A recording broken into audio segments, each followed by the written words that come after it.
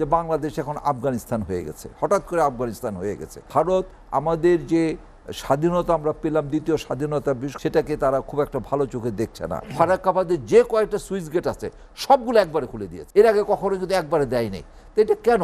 দেখা গেল যে পূর্বাঞ্চলকে ডুবিয়েছে, এখন উত্তরাঞ্চলকে ডুবাবে, দক্ষিণাঞ্চলকে ডুবাবে। খন্দকার রুহুল আমিন সিআইপি যেটি হেলাল ভাই বলছিলেন যে বন্যা নিয়ে এখানে একটি রাজনীতি আছে, প্রতিবেশী দেশ ভারতের যে আচরণ তিনিও তার সমালোচনা করলেন। তার দলের পক্ষ থেকে বারবারই একই এ ধরনের অভিযোগ করা হয়েছে।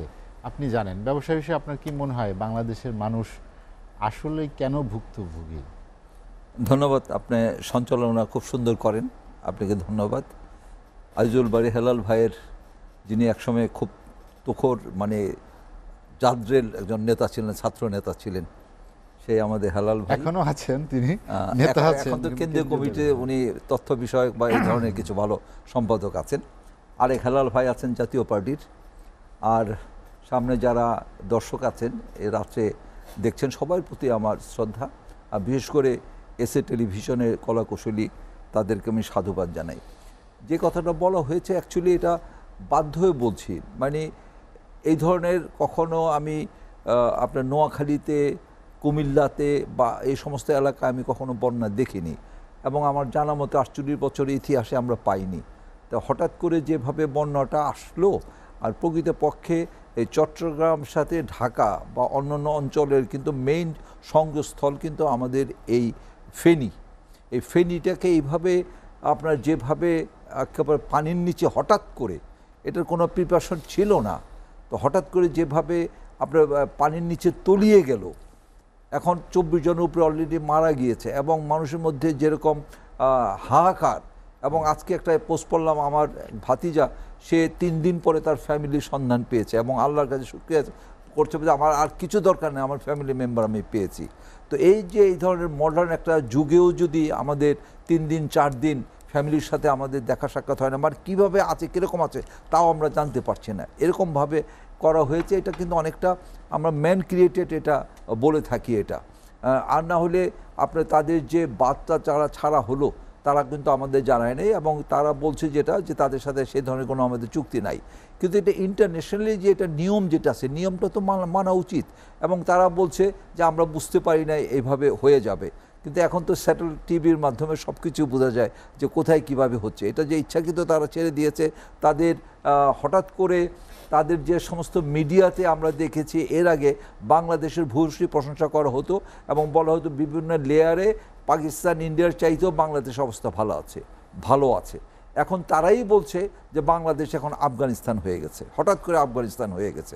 তো এতেই বোঝা যায় যে ভারত আমাদের যে স্বাধীনতা আমরা পেলাম, দ্বিতীয় স্বাধীনতা, বিশেষ করে ছাত্রদের মাধ্যমে যেটা হলো, সেটাকে তারা খুব একটা ভালো চোখে দেখছে না। এটা কিন্তু ঠিক নয়। তাদের উচিত যে এই যে নতুন একটা জাগরণ হয়েছে, বিশেষ করে দক্ষিণ পূর্ব এশিয়া, এই ধরনের ছাত্রদের মাধ্যমে কোনো আন্দোলন হতে পারে এবং সাকসেস হতে পারে খুব অল্প সময়ের মধ্যে, এটা রেফারেন্স, এটা একটা উদাহরণ একটা হয়ে গেছে। এবং সেখানে দেখুন পশ্চিমবঙ্গে হচ্ছে, পাকিস্তান হচ্ছে, অন্য জায়গায় হচ্ছে।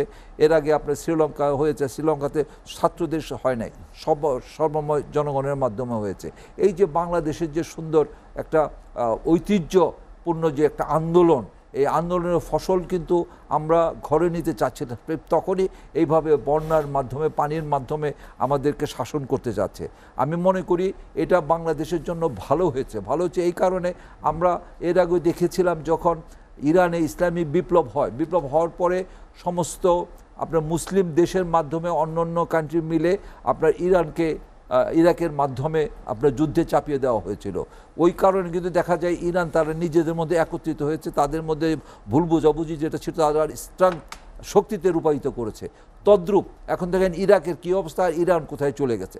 তদ্রূপ আমি মনে করি যে বাংলাদেশ, আমাদের মধ্যে যে ইউনিটি আছে, আমাদের মধ্যে একতা আছে, তার জ্বলন্ত প্রমাণ আপনি দেখেন যে কিভাবে এই যে আমি টিএসসিতে গত 6 দিন যাবত আমি রেগুলার আছি, ওখানে প্রতিদিন যাচ্ছি, ত্রাণের কোনো শেষ নেই, এবং ওখানে এত সুন্দর সমন্বয় এবং তাদের সে কথাবার্তা। যেমন আজকে আমাদের এফবিসিসির মাধ্যমে আমরা 5 ট্রাক ওখানে আমাদের খাদ্য বিতরণ করেছি, যে ওখানে পাক করে খাওয়া হবে। তার মধ্যে 4টা জায়গায় যাবে আপনার কুমিল্লার মধ্যে, মনোহরগঞ্জ, লাঙ্গলকোট, বুড়িচং এবং লাকসাম। ওখানে প্রায় 32,000 লোকদের আমরা একবেলা খাওয়ানোর সেই ব্যবস্থা করেছি।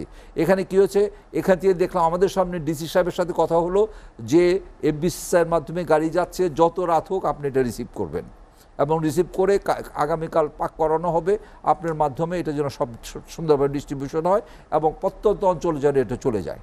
এই যে দেখেন তাদের মধ্যে সমন্বয় একটা সুন্দর যে জিনিস, স্বতঃস্ফূর্তভাবে যারা কাজ করছে, ওখানে আপনার বিভিন্ন রাজনৈতিক দলের কর্মীরা ওখানে যাচ্ছেন, ওখানে আপনার বাবা মারা যাচ্ছেন, বাচ্চা শিশু যাচ্ছেন, রিকশাওয়ালা তার নিজের অর্জিত কষ্টের পয়সা ওখানে দিচ্ছেন।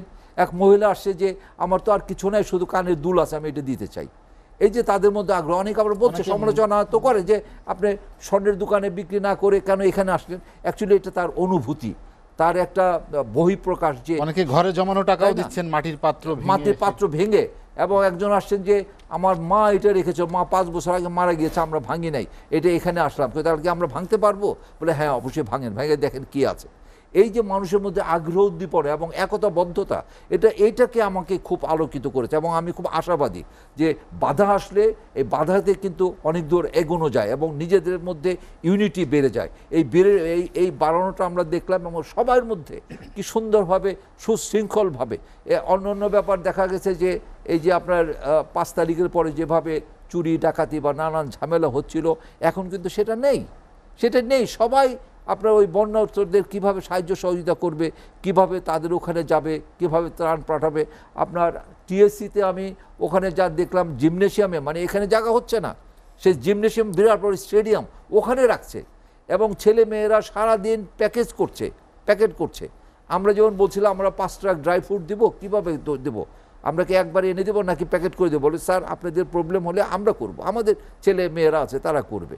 এই যে একটা আগ্রহ উদ্দীপনা, আমার কাছে এটা খুব আমি আশাবাদী এবং মনে করছি যে আল্লাহ তাআলাই তো আপনার বিভিন্ন রকম পরীক্ষা করেন, আমাদের পরীক্ষা করেছে, সেই পরীক্ষাতে আমরা আমার মনে হয় যে সাকসেস হতে চলেছি।